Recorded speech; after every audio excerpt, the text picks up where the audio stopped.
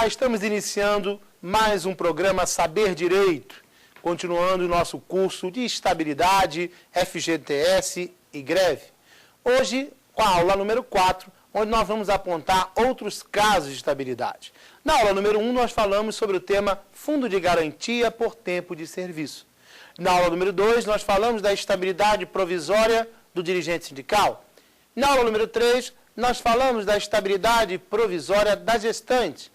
E agora, na aula número 4, na aula de hoje, nós vamos abordar os temas de estabilidade provisória do empregado eleito membro da CIPA, a estabilidade provisória do acidentado, a estabilidade provisória do membro do Conselho Nacional de Previdência Social, a estabilidade provisória do membro do Conselho Curador do FGTS, a estabilidade provisória do empregado eleito diretor de sociedade cooperativa e a estabilidade provisória do membro da Comissão de Conciliação, empregado eleito membro da Comissão de Conciliação Prévia.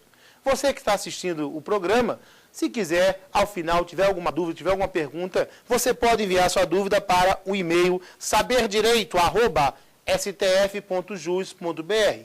Não se esqueça de colocar o tema e o professor Renato Saraiva, ok? Para eles poderem encaminhar para mim, eu vou responder todas as mensagens com muito carinho. Queria anunciar aqui a presença dos nossos alunos, o Heitor, o Isaac e o Guilherme, que vão nos acompanhar aqui também fazendo perguntas, participando do programa. Então vamos iniciar a nossa aula número 4 com os principais temas, outras hipóteses de estabilidade provisória. A próxima hipótese a ser abordada é a estabilidade do empregado eleito membro da CIPA. Primeiro, o que é CIPA? CIPA é a chamada Comissão Interna de Prevenção de Acidentes. CIPA é a chamada Comissão Interna de Prevenção de Acidentes.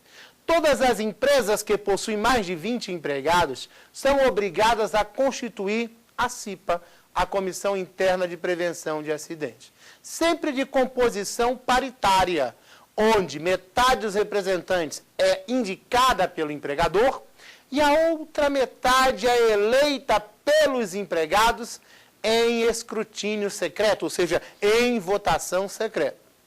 Atenção, muitos aí que estão assistindo essa aula vão se submeter a determinados concursos públicos, e isso sempre cai como uma pegadinha em provas objetivas, em provas de múltipla escolha.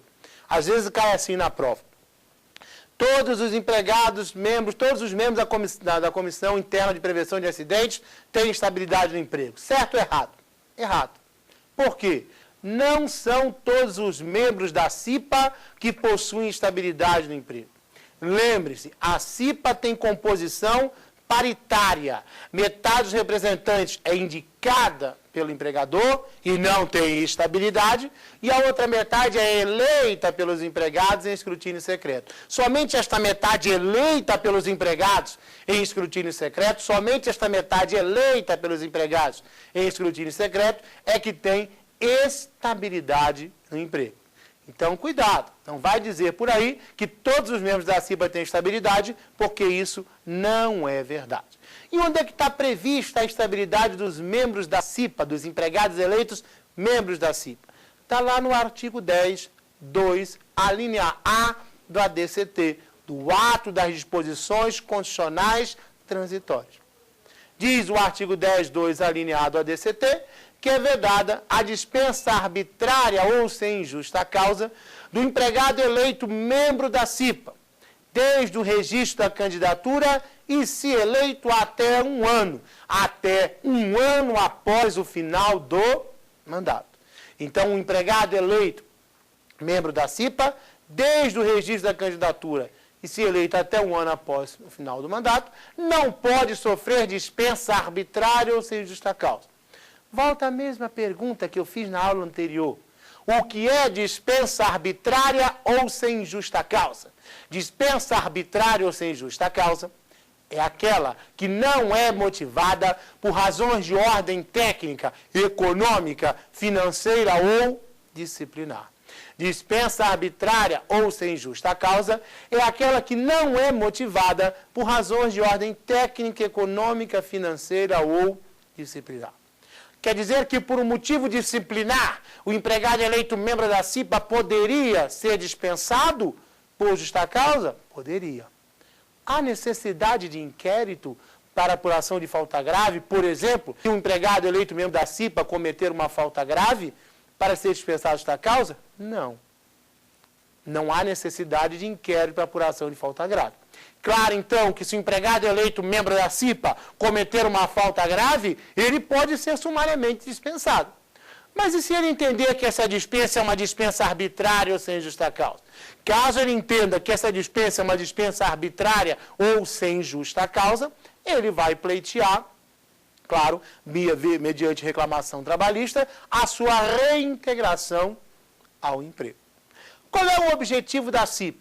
Prevenir, como o próprio nome está dizendo, prevenir acidente. Então é eleito sempre a CIPA, né, através de eleição. Essa CIPA faz reuniões anuais, faz reuniões periódicas, né, justamente para evitar a ocorrência de acidentes, né, também numa atitude preventiva. Muito bem.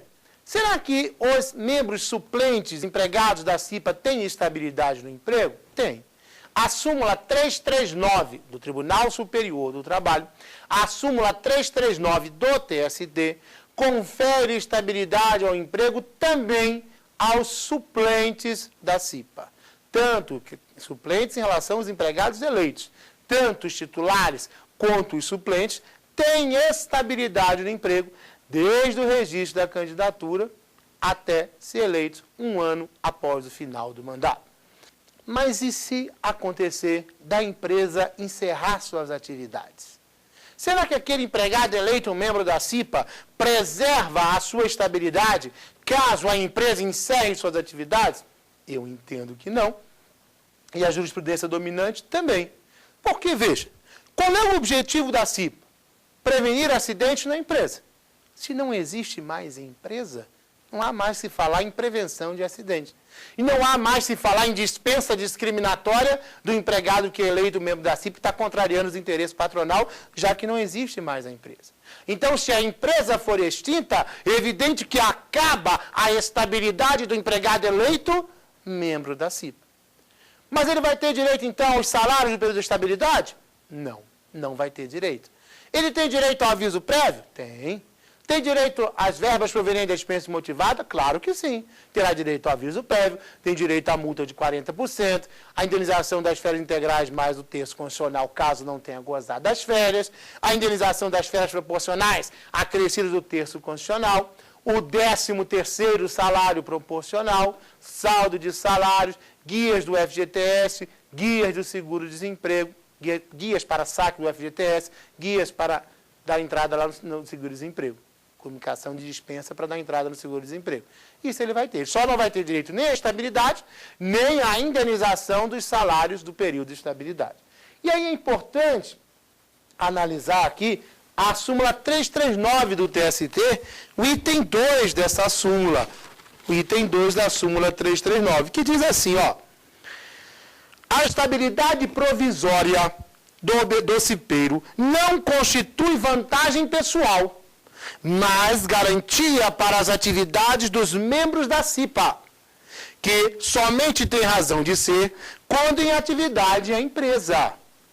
Extinto o estabelecimento, não se verifica a despedida arbitrária, sendo impossível a reintegração e indevida a indenização do período estabilitário, do período de estabilidade. É claro que se a empresa for extinta, não há que se falar então que, gente, em dispensa arbitrária. Daí a estabilidade do empregado eleito membro da CIPA. Artigo 10.2, a linha A, da DCT.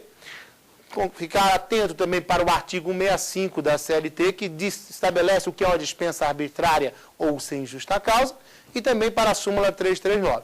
Lembrando que o presidente da CIPA é sempre indicado pelo empregador.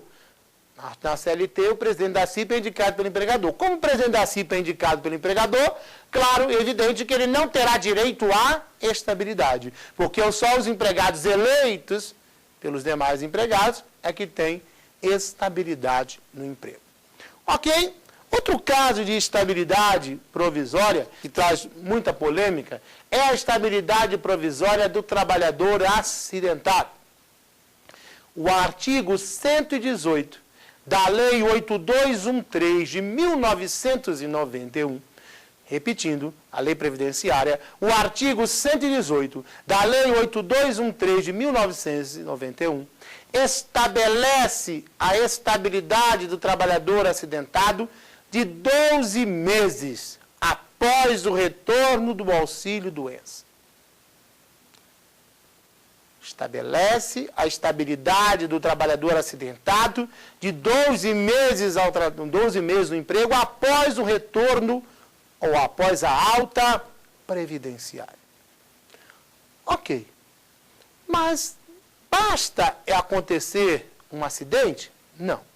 Tem que ser um acidente de trabalho.